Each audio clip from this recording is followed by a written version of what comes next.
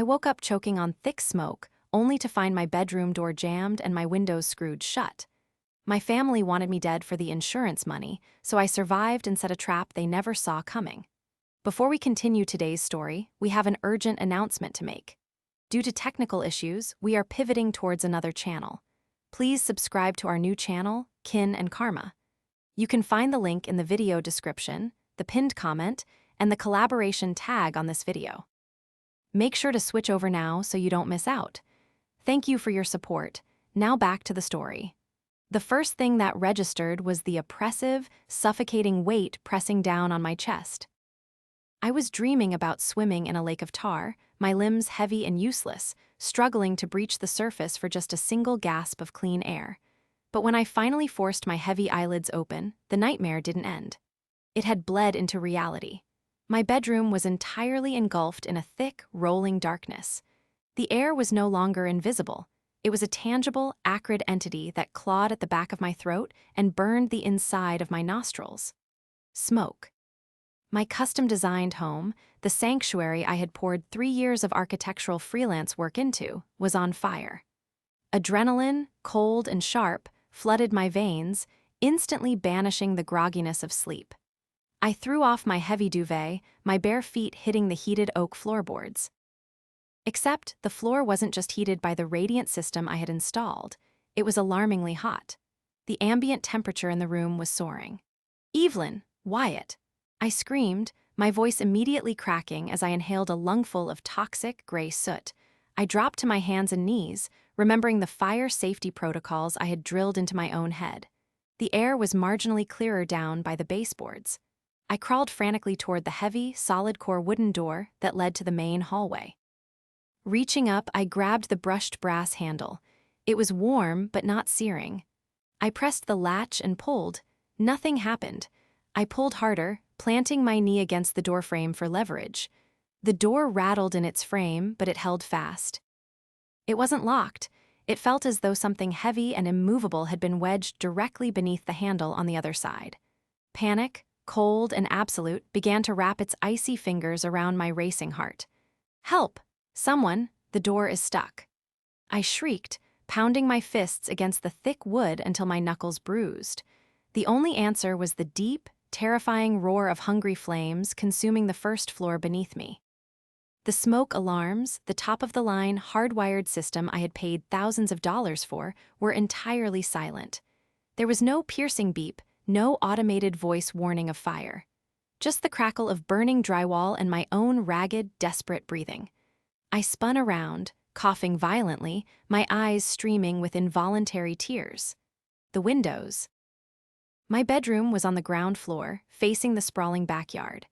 I had designed those beautiful, oversized casement windows myself. I scrambled across the floor, blindly feeling my way past the edge of my bed and my drafting table, knocking over a cup of expensive pens in the darkness. I reached the window seat, hauled myself up, and fumbled for the heavy metal latch.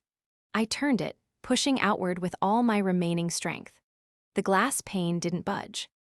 I pushed again, using my shoulders, my back groaning under the strain. Nothing. Through the glass, illuminated by the eerie, dancing orange glow reflecting off the lawn, I saw the reason. Spaced perfectly along the wooden frame of the window, gleaming maliciously in the firelight, were 4 heavy-duty steel construction screws. They had been driven straight through the sash and into the frame. Fresh wood shavings dusted the sill. My breath hitched. My mind, usually so analytical and structured, completely blanked. Someone had screwed my windows shut from the outside. Then, a movement caught my eye. Standing at the edge of the property line, near the tree line, partially hidden by the shadows, was a figure. Even through the smoke and the distorting glass, I recognized the distinct posture, the way he shoved his hands into the pockets of his designer jacket. Wyatt, my brother. He wasn't running for help. He wasn't holding a hose. He was just standing there, watching my bedroom fill with smoke. I fell back onto the floor, my hand instinctively grabbing my phone from the nightstand where it had been charging. My fingers trembled so violently I could barely input my passcode. I hit the emergency button. 911, what is your emergency? A calm, female voice answered. Fire, I gasped, my vocal cords feeling like shredded paper. My house is on fire. 421 Elmwood Drive, I'm trapped. Okay, ma'am, fire units are already en route. Are you able to exit the building? No, I screamed, a hysterical edge bleeding into my words. The door is blocked. They screwed my windows shut. They want me to die for the insurance money. Wyatt is outside. He's just watching. Ma'am, stay calm. Who is outside? My brother, my mother, and my brother. They trapped me. The smoke was thickening, filling the lower half of the room now. I was running out of time.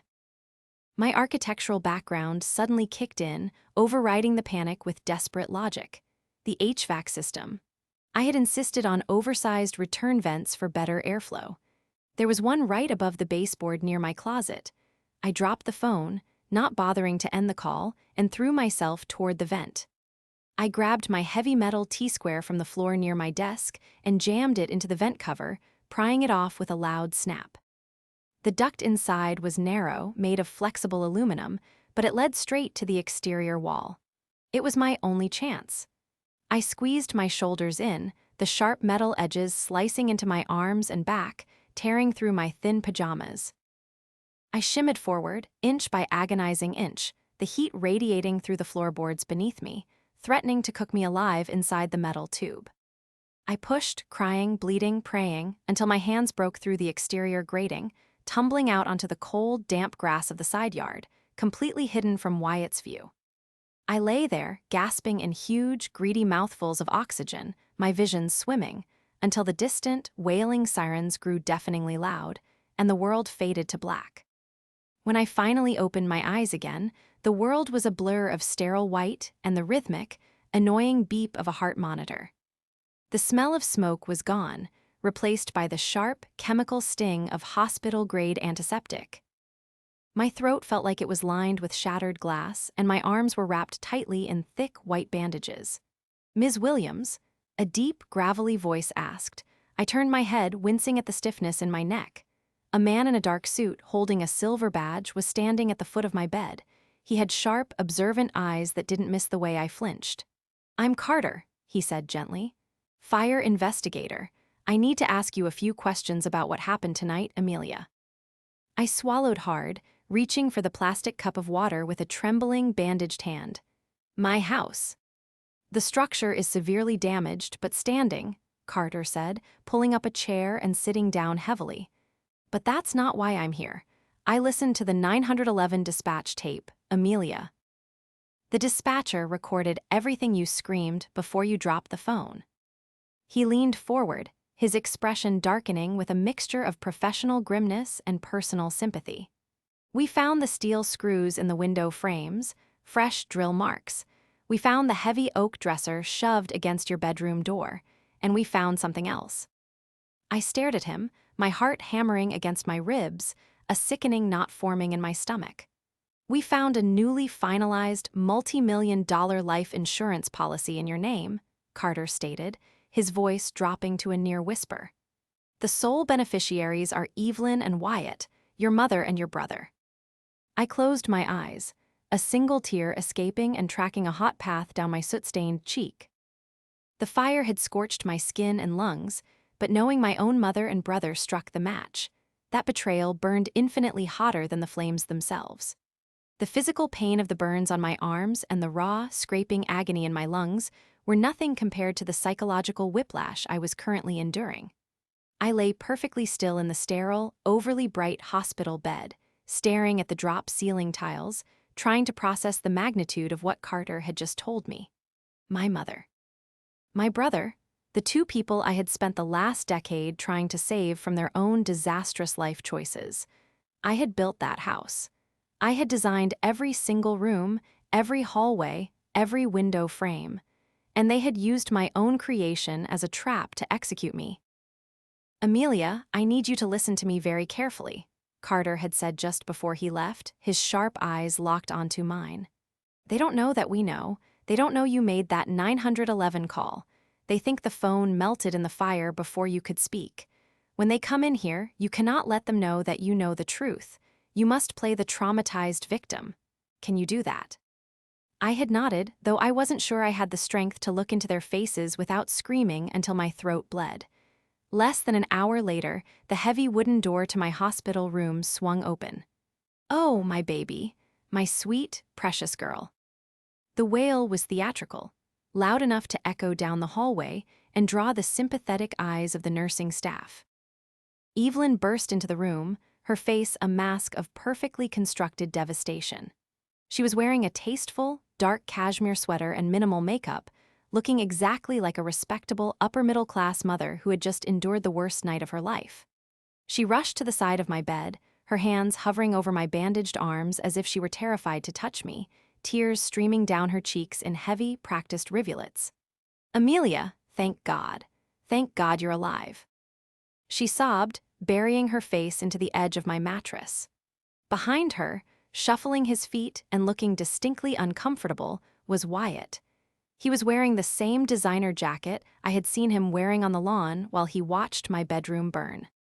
He smelled faintly of expensive cologne, likely applied in the hospital bathroom to mask any lingering scent of gasoline or smoke. "Hey, Ames," Wyatt mumbled, shoving his hands deep into his pockets. "Man, we thought we lost you. It was crazy. The smoke. We couldn't get to you." I forced my eyes to widen, injecting every ounce of confusion and trauma I could muster into my expression. I looked at Evelyn, who was now dabbing her eyes with a perfectly white tissue. "Mom," I rasped, my voice genuinely weak and broken. "What? What happened? I woke up and there was so much smoke. The door wouldn't open. I couldn't get out." Evelyn's eyes flashed for a fraction of a millisecond. A tiny, involuntary micro-expression of absolute panic, before she smoothed it over with maternal grief. "The fireman said the door frame must have warped from the intense heat, darling," Evelyn said smoothly, her voice a comforting purr. "And the smoke alarms.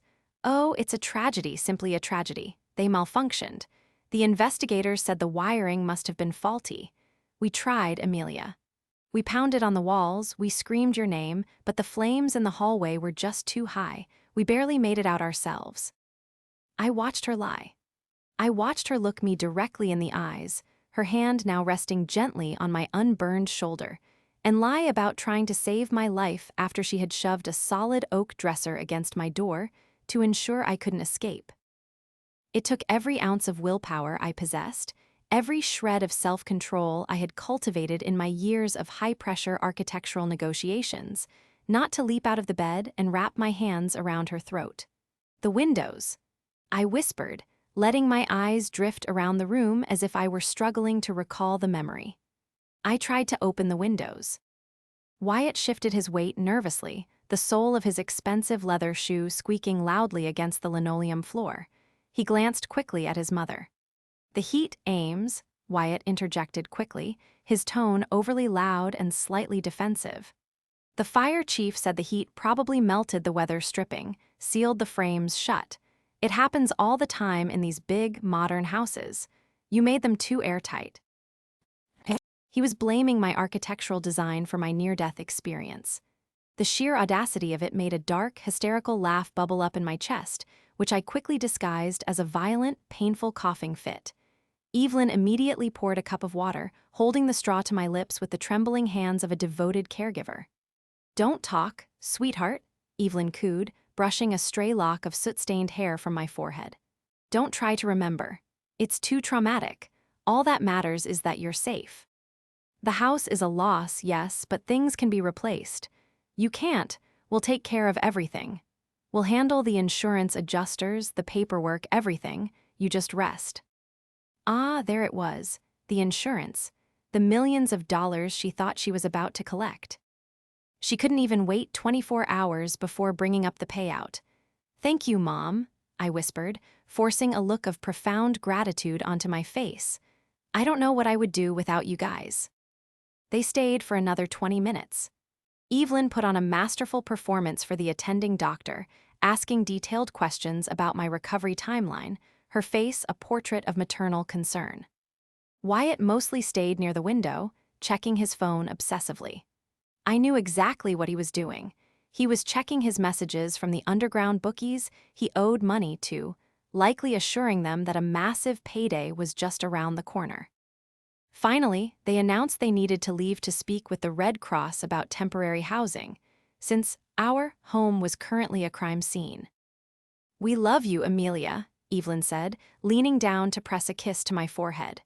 Her perfume, a cloying, heavy floral scent, made my stomach violently churn. "We'll be back first thing in the morning." "Rest up, Ames," Wyatt added, giving me a half-hearted wave before following his mother out the door. I lay in the silence of the hospital room, the heavy wooden door clicking shut behind them. The performance was over. They had played their parts flawlessly. They genuinely believed they had gotten away with it. They believed the fire had destroyed all the evidence, that the alarms had miraculously failed, and that I was just a naive, traumatized victim who had luckily escaped through a vent. They thought they had committed the perfect crime, but they had forgotten one crucial thing. They had forgotten who they were dealing with. I wasn't just a daughter or a sister. I was the architect of that house. I knew every wire, every camera blind spot, every structural beam, and every hidden secret of that property. And as I stared at the closed door, the victim inside me died, and a strategist was born. To truly understand the depth of this betrayal, one had to understand the parasitic nature of my family dynamic. For as long as I could remember, I had been the designated life raft in a sea of their self-inflicted crises. Evelyn was not a mother in the traditional sense. She was a professional socialite, a woman who treated her life like a stage play where she was the perpetual, long-suffering star. She didn't have a job. Instead, she had a vocation.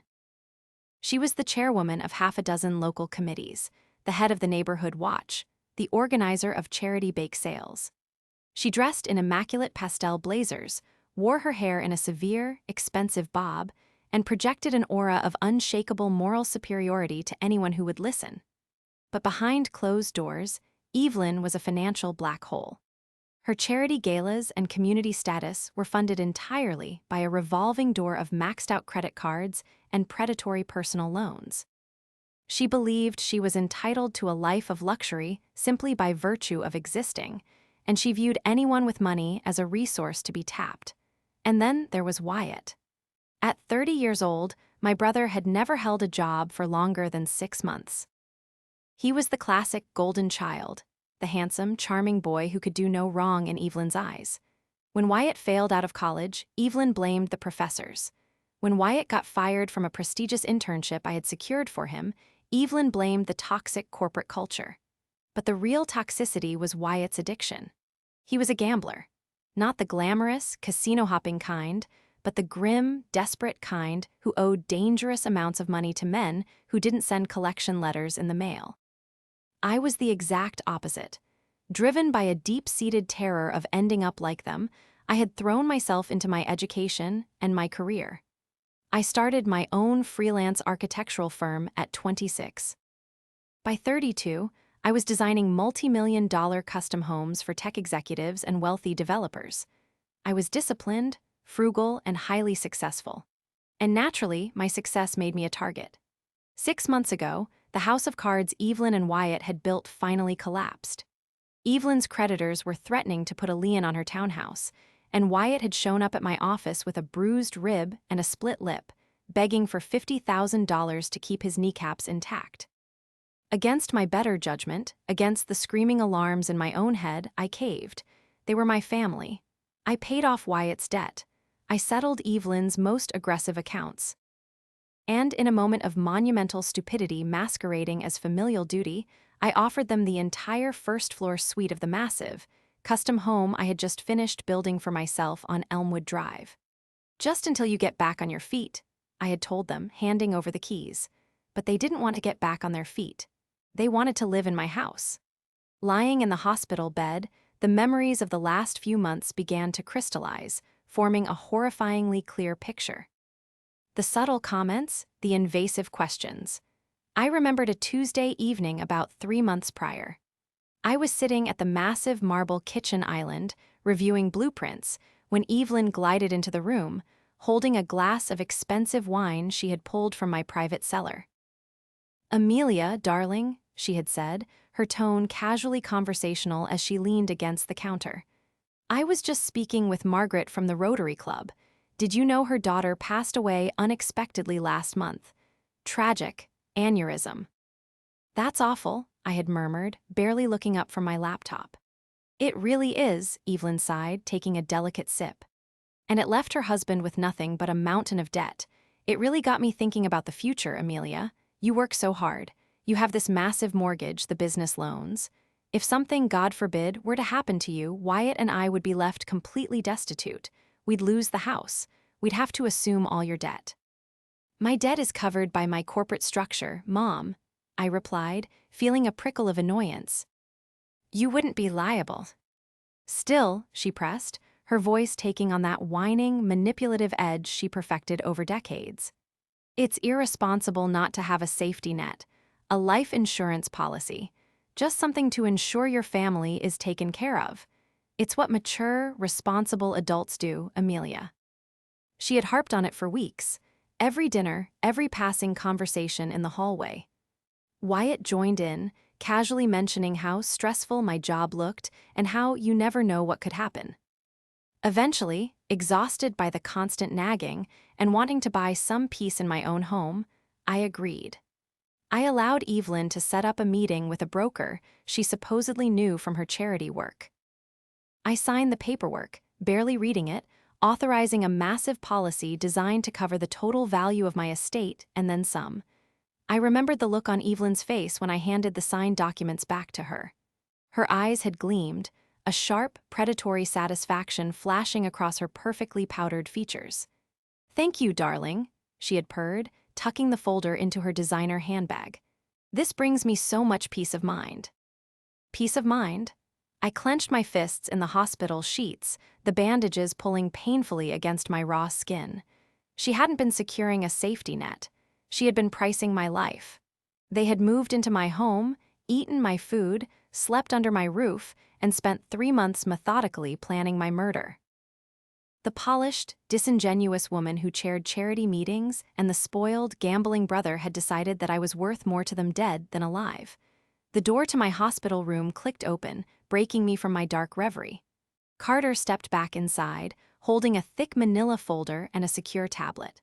All right, Amelia, Carter said, pulling the chair back up to my bedside. His demeanor had shifted from sympathetic to sharply professional. I've secured the perimeter of the property. The scene is locked down. Evelyn and Wyatt just gave their official statements to the uniformed officers in the lobby. They laid it on thick.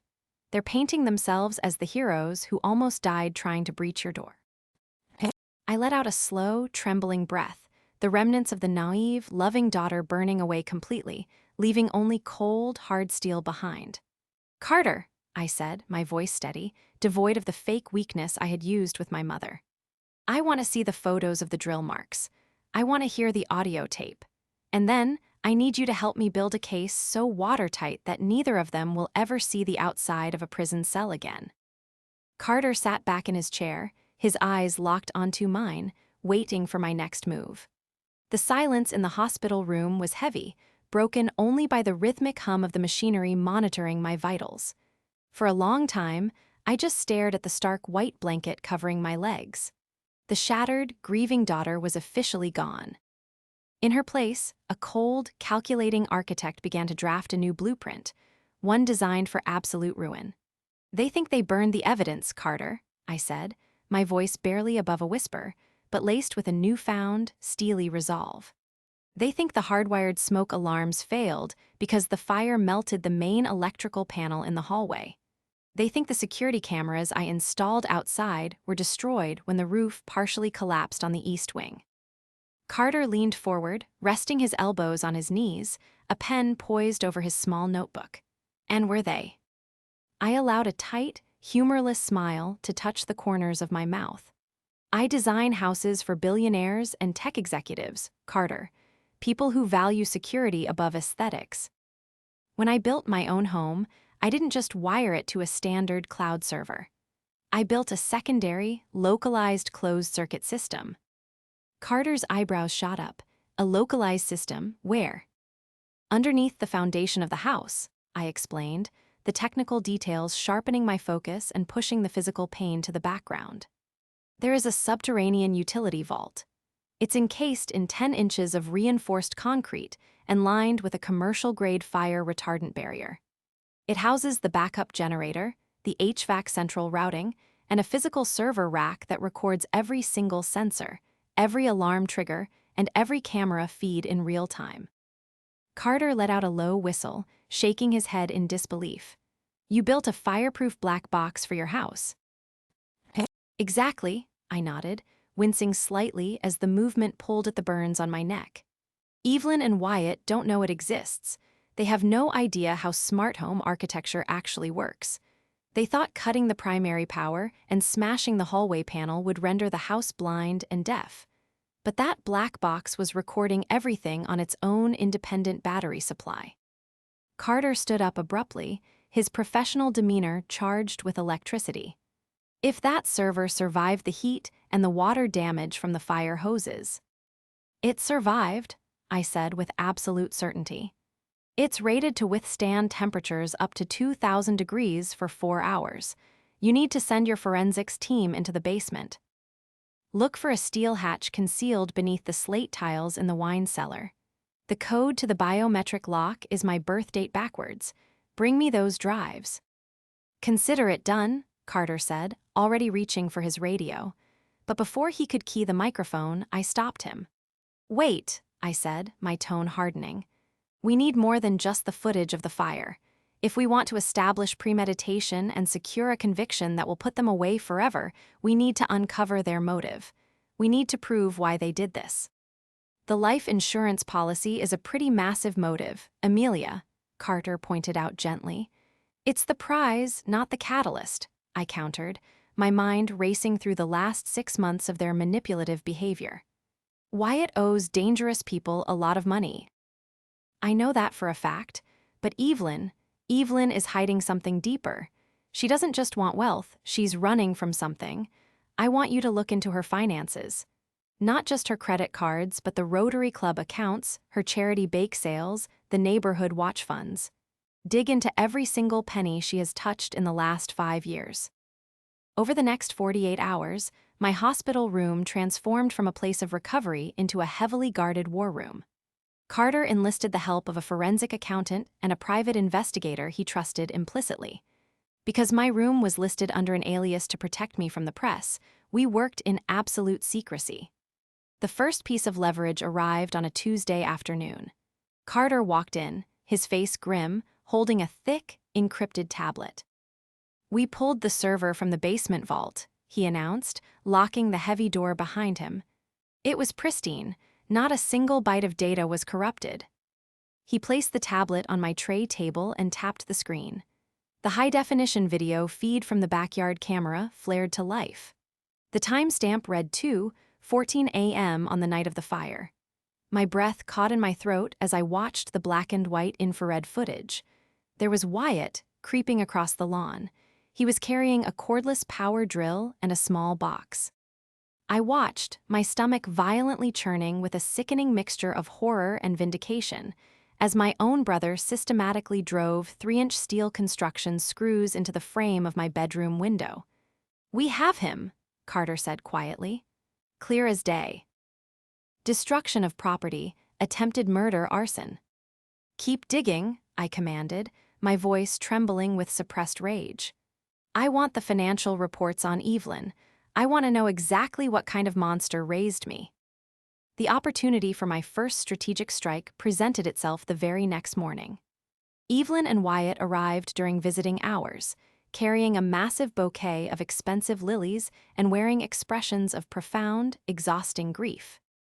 Evelyn was dressed in head-to-toe black, looking as though she were already preparing for my funeral, while Wyatt trailed behind her, aggressively chewing on his thumbnail, his eyes darting nervously around the room.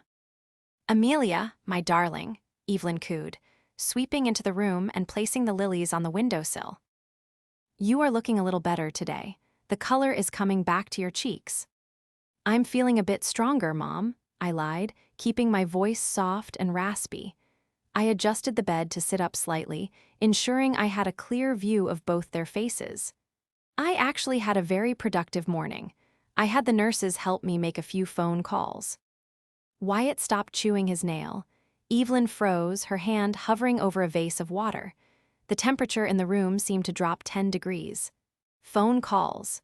Evelyn asked, her voice tight, the comforting maternal purr momentarily vanishing. To whom, sweetheart? You really shouldn't be stressing yourself with outside matters. To my attorney, I said casually, letting the words hang in the sterile air. Wyatt actually took a physical step backward, bumping into a heart monitor. Evelyn's posture went completely rigid, her eyes narrowing into tiny, terrified slits. Your attorney, Evelyn repeated, forcing a hollow, high-pitched laugh that sounded more like a panicked bird. Whatever for, Amelia. I told you, Wyatt and I are handling all the insurance paperwork. We submitted the claim for the life insurance policy and the property damage just yesterday to get the ball rolling. We want to make sure your medical bills are covered.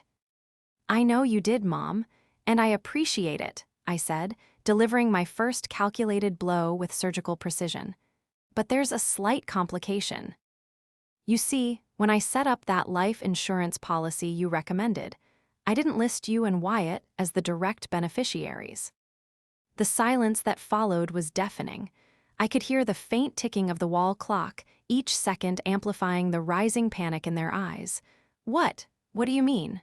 Wyatt stammered, his face draining of all color. Mom said we were the beneficiaries. I told her you were, to give her peace of mind. I continued calmly, watching Evelyn's carefully constructed mask begin to fracture.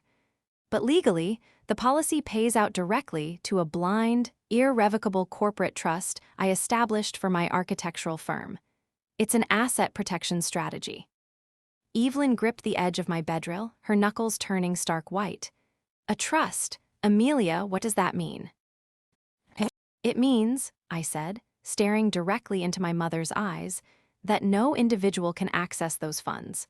Not even me, while the investigation is ongoing. The insurance company's forensic auditors have to clear the fire of any foul play before a single dime is released to the trust. And even then, the trust only distributes funds to approved corporate vendors. It doesn't pay out personal cash. Evelyn's face contorted into a mask of pure, unadulterated fury. The grieving mother act instantly vaporized, replaced by the selfish, desperate woman she truly was. You lied to me, she hissed, her voice dropping into a harsh, vicious register I hadn't heard since I was a child. You let me believe we were protected. You selfish, ungrateful little brat. Do you have any idea the position you've put us in? Mom, chill out, Wyatt whispered frantically, looking terrified by her sudden outburst. Shut up, Wyatt. Evelyn snapped, whirling on him before turning her venomous glare back to me. I am your mother. I am entitled to that money. I have bills, Amelia. We have expenses. We lost all our belongings in that fire, too. I'm sorry, Mom, I said, projecting an air of helpless innocence. I thought you just wanted me to have a safety net. I didn't realize you needed the cash immediately. Evelyn began to pace the floor, her breathing heavy and ragged. She was cornered, her massive payday snatched away, her debts still looming. She pointed a trembling, manicured finger at me. I will call my own lawyers, Evelyn threatened, her voice shaking with rage and poorly concealed panic. I will have you declared mentally unfit due to trauma.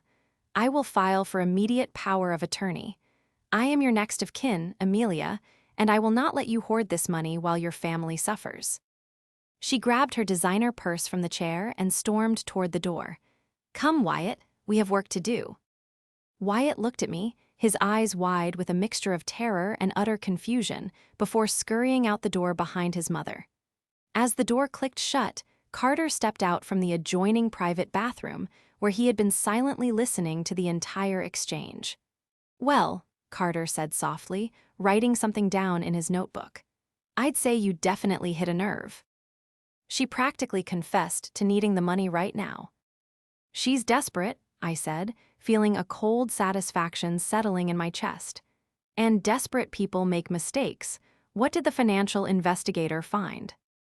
Carter pulled up a chair and opened his encrypted tablet once more. His expression was graver than I had ever seen it. Your mother isn't just desperate, Amelia, Carter said, his voice deadly serious. She's a seasoned predator. The forensic accountant dug into her community accounts. Over the last 5 years, Evelyn has embezzled nearly $400,000 from the local Rotary Club, the Neighborhood Watch, and the Children's Hospital charity fund she chairs. I closed my eyes, a wave of profound nausea washing over me. Embezzling from a children's charity. There truly was no bottom to her depravity. She's been cooking the books, moving small amounts into offshore accounts, and using the funds to pay minimum balances on her massive credit card debts, Carter continued. But the walls were closing in. The Rotary Club scheduled an independent audit for next month. If she didn't replace that money, she was facing federal wire fraud charges and a guaranteed prison sentence. So she needed my life insurance payout to cover her theft, I whispered, the final puzzle piece locking into place. She wasn't just being greedy. She was trying to save herself from federal prison. Exactly, Carter confirmed. And Wyatt's gambling debts are worse than you thought. He owes roughly $150,000 to a syndicate operating out of the city. They gave him a deadline of this Friday. Hence, the rushed, sloppy execution of the fire. The sheer scale of their deception was breathtaking. They had orchestrated my brutal murder simply to balance their checkbooks. But here is the most important part, Carter said, pulling up an audio file on his tablet. This is a recording we recovered from your basement server. It's an ambient audio recording from the kitchen smart speaker, captured the afternoon before the fire. He pressed play. The familiar, high-fidelity sound of my own kitchen filled the hospital room. I'm telling you, it's too risky, Mom. What if she wakes up? What if the windows don't hold? Wyatt's voice echoed, frantic and trembling. She won't wake up. The smoke will put her to sleep long before the flames reach the door, Evelyn's voice replied, cold, calculated, and devoid of any human empathy. You just make sure those screws are tight. If she gets out, Wyatt, those men will break your legs and throw you in the river. This is the only way. There was a long pause on the recording. I can't believe we're doing this, Wyatt muttered. Then came the phrase that changed everything. Evelyn's voice dropped to a conspiratorial whisper. We aren't doing anything, Wyatt. You are. I will be asleep in the guest room. If anything goes wrong, if the investigators get suspicious. Well, you have a documented history of severe gambling debts and desperate behavior. I am simply a grieving mother. Do you understand me? You take the risk, or you face the syndicate alone. The recording clicked off. I stared at Carter, utterly stunned. Evelyn hadn't just manipulated Wyatt into helping her commit murder. She had systematically set him up to be the sole fall guy if they got caught. She had planned to throw her own son under the bus to save herself. She's a monster, I breathed. She is, Carter agreed, and she's escalating. Our undercover officers just reported that Evelyn is organizing a community vigil and medical fundraiser for you tomorrow evening at the town hall. She's claiming your insurance is tied up in bureaucratic red tape, and she needs immediate cash donations from the community to cover your life-saving surgeries. She's using my tragedy to steal from the same community she's already embezzling from, I said, my blood boiling. She wants a quick cash grab before the Rotary audit. We have enough to arrest her right now, Amelia, Carter said, placing a hand gently on my arm. We have the drill footage. We have the audio. We can end this. No, I said, my voice hardening into absolute, unbreakable steel. If we arrest her quietly, she will spin it. She'll play the victim to the press. She'll claim she was framed. I want her to face the people she's been lying to. I want her completely, utterly destroyed in public. Before Carter could respond, a soft, hesitant knock sounded at my hospital door. We both froze. Carter quietly slipped into the bathroom, leaving the door cracked open. Come in, I called out. The door opened slowly and Wyatt slipped inside. He looked completely unraveled. He was sweating profusely, his eyes darting wildly, his clothes disheveled. He looked exactly like a man who knew he was running out of time. Ames, he whispered, rushing to my bedside, his voice cracking. Ames, I need to talk to you. I'm so scared. He was the manipulated loved one. A weak, foolish man, yes, but entirely under the hypnotic, toxic control of our mother. "What is it, Wyatt?" I asked, dropping the weak act and staring at him with calm, piercing authority. "Mom, she's losing her mind," Wyatt stammered, gripping the bedrail. "She's demanding I sign papers giving her control of my bank accounts before the fundraiser tomorrow. She's acting crazy."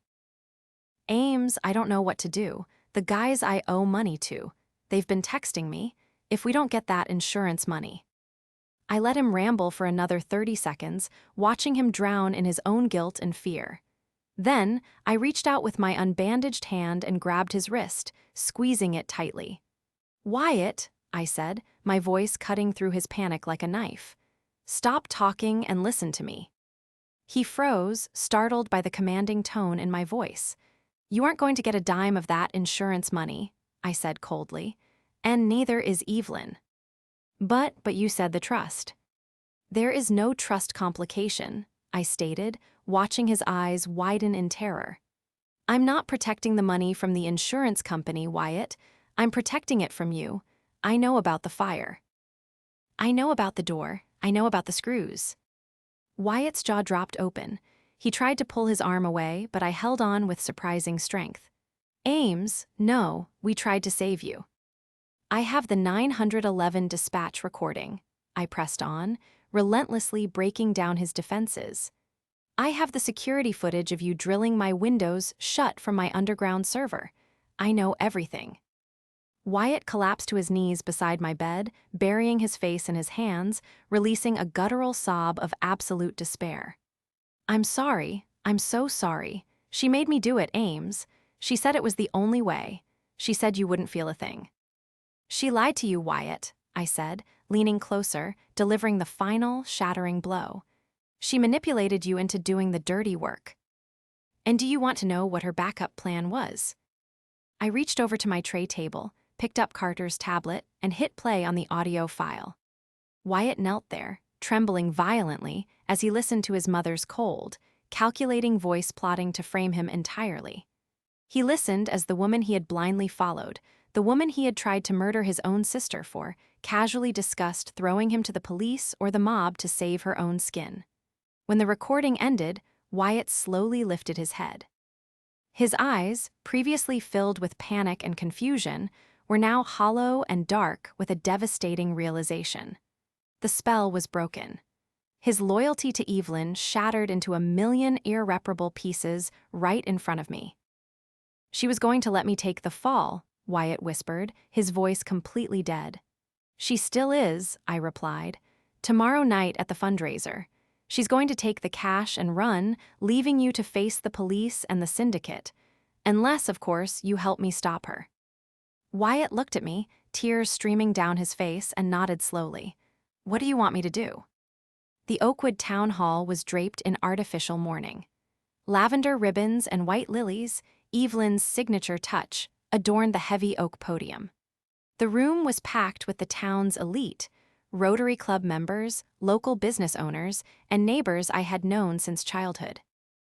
They spoke in hushed, reverent tones, clutching glasses of punch, and looking toward the stage where a large, framed photograph of me sat draped in black silk. Evelyn stood center stage, a vision of tragic grace. She wore a modest charcoal suit, her hair perfectly coiffed, her eyes artfully rimmed with just enough redness to suggest sleepless nights of prayer. Beside her stood a large plexiglass donation box, already half full of checks and thick envelopes of cash. "Friends, neighbors," Evelyn's voice wafted over the microphone, trembling with a practiced, melodic sorrow. "As many of you know, my brave daughter Amelia is still fighting for her life in the burn unit. The doctors say it's a miracle she survived that faulty wiring fire. But the road to recovery is long, and as a mother, it breaks my heart to say that her insurance company is being difficult. They are questioning the very home she built with her own hands." A sympathetic murmur rippled through the crowd. I watched from the darkened wings of the stage, seated in a wheelchair, hidden behind a heavy velvet curtain. Carter stood behind me, his hand resting reassuringly on the handle. Wyatt stood to my left, trembling, his face ghostly pale. "I am not a woman who asks for handouts," Evelyn continued, dabbing her eye with a lace handkerchief. "But for Amelia's surgeries, for her future, I am swallowing my pride." Every dollar you give tonight goes directly to her care. Is that right, Mother? I signaled Carter, and he pushed my wheelchair out from behind the curtain directly into the spotlight. The collective gasp from the audience was deafening. People dropped their glasses, chairs scraped loudly against the floor. Evelyn froze, her hand still holding the handkerchief to her eye. Her jaw didn't just drop, it seemed to unhinge. The color drained from her face so fast I thought she might actually faint. "Amelia!" Someone screamed from the front row. "She's here." I looked horrific, and I knew it. My arms were heavily bandaged. A gauze wrap circled my neck, and the hospital gown was only partially obscured by a heavy coat. But my eyes were clear, and my voice, amplified by the secondary microphone Carter had clipped to my lapel, was steady. "You look surprised to see me, Mom," I said, my voice echoing through the hall. "I thought you said the doctors were worried I wouldn't make it through the night." Evelyn scrambled to regain her composure, her eyes darting frantically toward the exits, only to see uniformed officers quietly stepping into place at every door. "Amelia, darling, you shouldn't be out of bed. You're delirious from the medication." "I'm not delirious," I said, turning my wheelchair to face the crowd. "I'm the victim of an attempted murder." The room went deathly silent. "The fire at 421 Elmwood wasn't caused by faulty wiring," I stated, my voice ringing with architectural precision. "It was arson, and I wasn't trapped by warped wood." My bedroom door was barricaded with a dresser, and my windows were screwed shut from the outside with 3-inch steel construction screws. Evelyn lunged for the microphone, her face contorting into a snarl. "She's confused. The trauma." "Show them, Wyatt," I commanded. Wyatt stepped forward into the light. He looked at the mother who had planned to betray him, and for the first time in his life, he didn't flinch. He pulled a small remote from his pocket and pressed a button.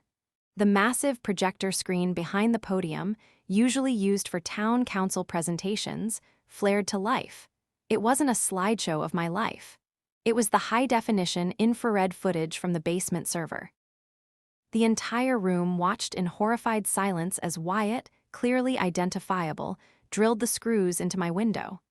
"I did it," Wyatt shouted over the gasps of the crowd, his voice cracking with a mixture of shame and liberation. "I did it because she told me to. She said Amelia was worth $3 million dead. She said she'd frame me if I didn't help her." "You're lying," Evelyn shrieked, her voice hitting a manic, glass-shattering register. "He's a gambler, he's a thief. He did this on his own." "Then explain this, Evelyn," I said, as the audio recording from the kitchen began to play over the hall's professional sound system. "She won't wake up. The smoke will put her to sleep. You take the risk, or you face the syndicate alone." The recording played to the very end, the part where Evelyn explicitly detailed how she would use Wyatt as her fall guy. The reaction was instantaneous. The community members, the people Evelyn had groomed and lied to for years, recoiled in physical disgust. Margaret, the woman whose daughter's death Evelyn had used as a prop, stood up and threw her drink toward the stage. "You monster," Margaret cried. Evelyn backed away from the podium, her heels clicking frantically on the wood. She reached for the plexiglass donation box, trying to heave it off the table to take the cash with her, but Carter was faster. He stepped forward, his badge gleaming under the stage lights. "Evelyn Williams, you are under arrest for attempted first-degree murder, aggravated arson, and insurance fraud," Carter said, his voice booming. "And based on the evidence we've gathered this morning, we're adding multiple counts of federal wire fraud and embezzlement." As the handcuffs clicked shut around Evelyn's wrists, she didn't cry. She didn't plead. She looked at me with a hatred so pure it felt like a physical weight. "I should have used more screws," she spat. The crowd erupted in jeers as she was led away in front of everyone she had ever sought to impress. Her perfect life, her social standing, and her freedom were gone in a single, devastating stroke of justice. The aftermath of the fire was a long, grueling process, but for the first time in my life, I wasn't carrying the weight of my family on my back. Evelyn was denied bail. The evidence from the black box server, combined with the 911 recording and the forensic audit of the charity accounts, was insurmountable. Faced with the mountain of proof, she eventually accepted a plea deal to avoid the death penalty, resulting in a sentence of life without the possibility of parole. She transitioned from the queen of the Rotary Club to an inmate in a high-security women's facility, where her charm and pastel blazers meant absolutely nothing. Wyatt's path was more complicated. Because he had cooperated fully, provided the testimony needed to bury Evelyn, and was clearly under her psychological duress, he received a significantly reduced sentence for his role in the arson. He is currently serving 10 years with a mandatory gambling addiction program. I visit him once a month. We don't talk about the money or the house, we talk about healing. For the first time, he is taking responsibility for his own life. As for me, I didn't just rebuild my house, I redesigned my life. I used the insurance payout, which was eventually released after the investigation cleared me of any involvement, to establish a foundation for victims of elder and familial financial abuse. I hired a team of forensic accountants to help others who are being bled dry by the people they are supposed to trust. A year after the fire, I stood on the back deck of my new home. It looks much like the old one, but the windows are different. They are large, beautiful, and they open with the slightest touch, letting in the sweet, cool air of the evening.